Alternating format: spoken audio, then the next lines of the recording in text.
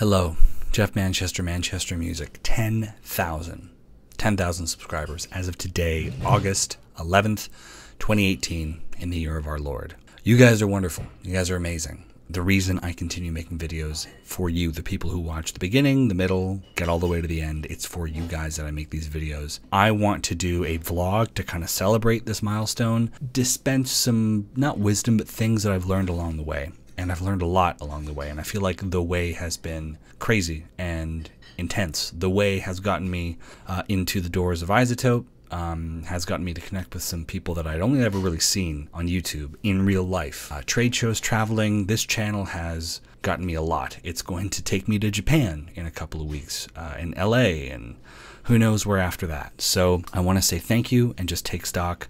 I remember when I had 1 subscriber, it was Alex M, and I remember when I had 100 subscribers, and today is just like the evolution of this thing that I started a while back that I'm so proud of and proud to continue making content for, and you guys are wonderful, so thank you. But 3 things that I've learned along the way. These 3 tips, by the way, are abstracted from a great podcast called The Inner Circle with Bobby Owsinski. Bobby is... I don't know him personally. I've emailed a few times back and forth, but he's a great guy, amazing resource, just a monster in our music industry. He invented parallel compression, New York style compression, which is a very reductive way for me to like summarize the man. He has an amazing list of accomplishments, but he always has guests on his podcast, which comes out every week, and he asks of them, all of them, the same question, which is, have you ever had a piece of business advice imparted to you or something that you learned along the way? And they'll dish out some advice or whatever. And this person, I can't remember the name of the guest, I'm sorry, just had these amazing tips, and I was like, oh my God, it's like when someone says something and you're like, that's my life, you're talking about my life, or they put something in a way that you could never put it in. So they did that. So these are these tips. I want to recontextualize them. I don't remember the guest or what he did, but I'm going to recontextualize them for a composing, vlogging kind of audience. So tip number 1, get started. It's so easy to hand out marks, to give a grade. You hear a cue, you see someone's video, you hear a movie or something, and you go, I can do better. That sucks. I'm better than that, or whatever. But until you start, you don't really understand the work that it takes to get to that thing that you're making fun of. And a lot of people never do. A lot of people never take that extra step of going, I can do better, and I'm going to start right now. So that instantly differentiates yourself. That is your competitive advantage. You have started. I'd say 9 people a year on the planet actually go from criticizing stuff to starting. When you start, it's going to be the ultimate gut check, because you're going to go, here's my thing versus the thing that I was making fun of. Oh crap, this is really hard. This is really difficult. Or you're going to think you're amazing. And then in 2-3 years' time, when you're still working, you'll go back and look at the stuff you first did and realize how bad it was. But you thought you were awesome. And that's okay. Confidence is really good. It's kind of necessary in this industry. But you're going to look at what you did versus the finished product of your rival or someone with whom you're in friendly competition. And you're going to go, okay, how hard am I willing to work to close this gap? How hard am I willing to work to create a body of work, to sell myself, to learn everything that I possibly can to get to here? Because right now I'm here, and this is okay, but this is way harder than I thought. It's like walking into the gym for the first time. You get your membership card, you look around, and oh my gosh, everyone's ripped, everyone's beautiful, they know the machine. The machines, I haven't been to a gym clearly in a long time. I have the physique of a scallop. That's an old Manchester Music joke. But to actually walk in and get one of those little towels and get on the machine and put your little thing in for 30 minutes and start running, it's terrifying. Starting is terrifying. But you're going to be so proud of yourself that you did. You're going to be so proud that you took that step, that you actually went forward and started. So start. Stop this video and just start. Start making music. Just do it. Number 2, avoid partners if you can. This is the industry that we're in now. Music industry. You are, as a composer, being asked to do more and more. So I was talking to a few composers now who are being asked to mix. Before it was just composing, right? Now they're going, the studio's going, listen, we don't really have the budget. Do you know how to mix stuff? Or do you know a friend that can do it on the cheap or whatever? So they're being asked to mix. They're being asked to arrange. They're being asked to master. Often it's not even, there's no mastering. It's just like, this is the finished product. You create the cue, you do all your MIDI and everything, and then it doesn't even make it to a sound stage or a scoring stage. It just goes right into the, you know, for television, that's the way it is. It goes right into the show. It goes right to the, you know, the dub mixer, or the re-recording mixer, whoever it is. So it's the finished product. So you have to learn how to do everything, but you want to do that anyway. You don't want to be relying on anyone.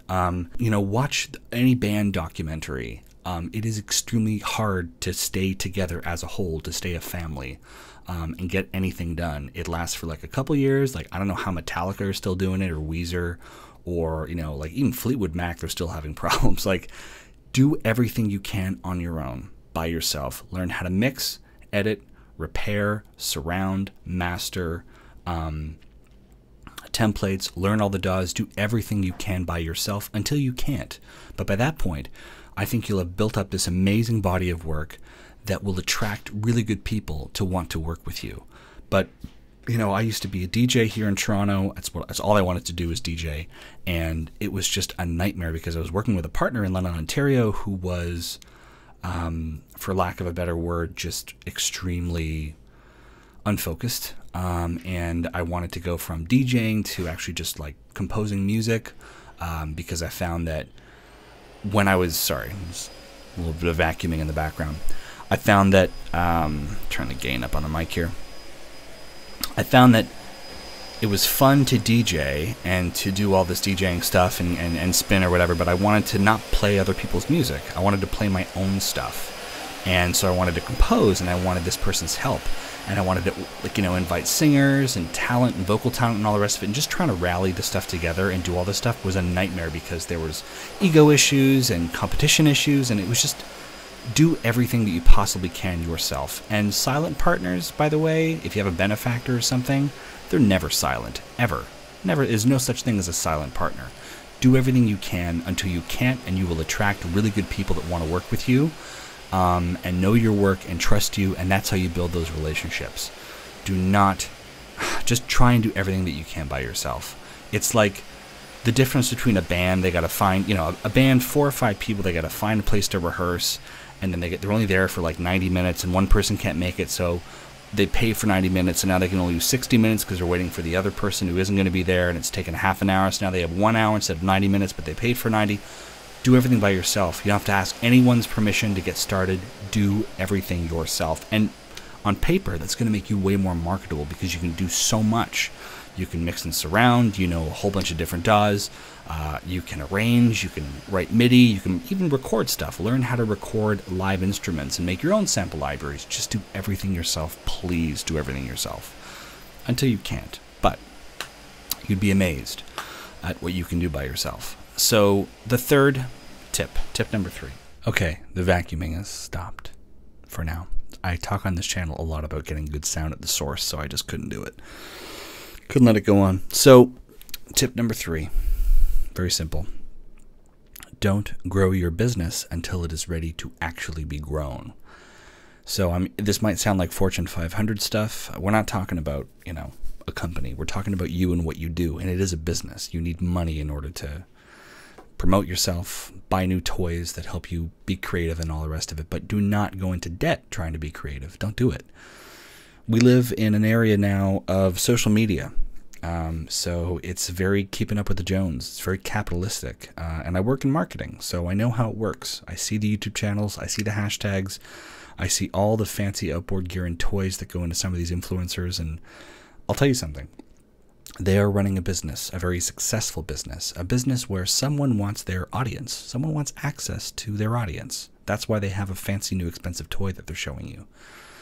Not to say there's nothing to learn from those channels. There often is. But please don't covet thy neighbor in this way. Don't look at what they have and go, I'm not successful until I have, you know, 3 MacBook Pros and 4 Panasonic GH5s and I'm, you know, doing drone shots and all the rest of it. No.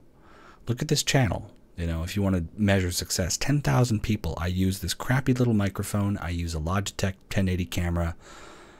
My last apartment was just roach infested and brutal. Like, you don't need glitz and glamour. You know, I mean, those people have things to teach and things to show, but they're running businesses. So just want to get that out of the way. Stop doing this keeping up with the Joneses thing.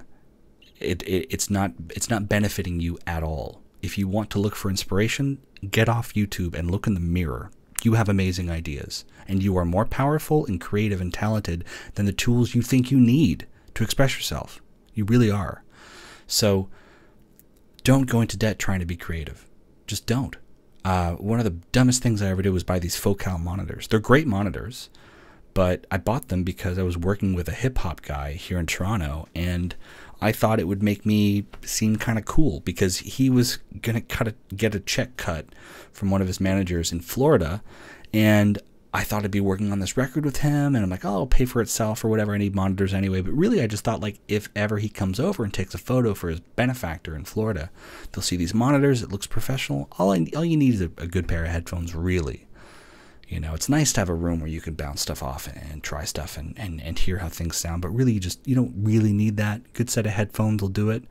But anyway, all this to say, just try to grow when you're ready to grow. And if you are a business, if you're like a 2-man, 3-man, 4-man thing or woman thing, you know, get a new area when you're bumping into each other, when it's 5 of you in a little room. And then, you know, you move into somewhere new. A couple of years go by, it's 15 of you. And then, you know, need more space when 15 of you are bumping into each other. Don't go into debt arming yourself to the teeth with sample libraries and all the rest of it. Logic, it's not a Mac thing. Just Logic is, for what it comes with, it's incredible. You know, my old audio engineering school, Recording Arts Canada, they wanted to replace all of their DAWs, with the exception of Pro Tools, with Logic because of all the stuff that it comes with. And you know what?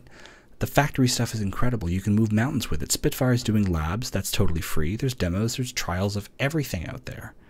There's nothing holding you back from being creative. Go to, you know, in Canada's Long and McQuaid, rent a microphone, rent an SM57, and go record something, put it into Kontakt, make it a custom sample library. That's your new paintbrush to paint with. Don't go into debt trying to be creative. Just don't do it. You don't need to.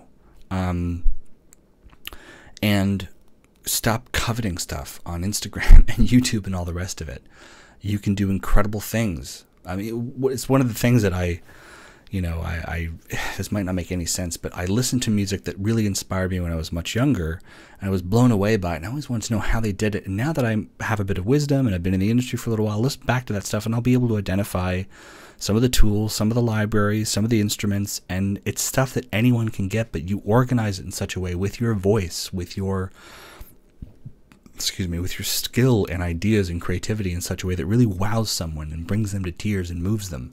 And it doesn't mean spending $3,000 on monitors or buying that $1,000 string library that everyone's been talking about. No, it's you. It's your ideas. So anyway, just want to put that out there. Don't put yourself into debt trying to be creative. It is a losing battle. A losing battle. When you're ready to grow, you know, when you're ready to take on more sample libraries and stuff like that, you know, then, you know, do it when you're working, when you have a director that's paying you, you know, for stuff, and say, you know what, I know you want that super epic breakdown battle scene or whatever. There's this Tycho library that I'm after. I think it'd really contribute to the vibe in the scene. Can we factor that into my fee? And they'll factor it into your fee. I've done that a whole bunch of times. So, you know, someone says, do you have any Bansuri flutes? And I don't, but East West makes one. And would you mind factoring that into the fee? You know, and then you get a sample library that way. So anyway, thank you so much for being a part of this community. I read every single comment and I react to every single, well, to the extent that not doing anything is a reaction, which I guess it kind of is. I feel like I'm back in university with that one. What is a reaction? Leave a comment. Is there something that's made you a sharper, richer, not richer, but like richer composer, richer person? Let me know. A future idea for a video, anything. Just, I want this place to be a respectful, awesome area where we can share ideas, disagree with each other, whatever. So please leave a comment, tell your friends. It doesn't matter. Just thank you for watching. Thank you for being here. Here's to 10,000 more people and a whole bunch more videos. I love you guys from the bottom of my heart. Take care.